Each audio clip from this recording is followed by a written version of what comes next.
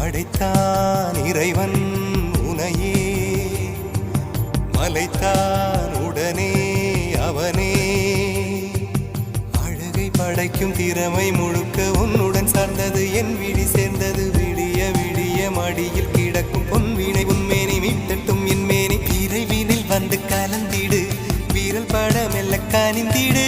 உடல் மட்டும் இங்கு கிடக்குது உடன் வந்து நீயும் உயிர் கொடு பல்லவன் சிற்பிகள் அன்று பண்ணிய சிற்பத்தில் ஒன்று பெண்ணென வந்தது இன்று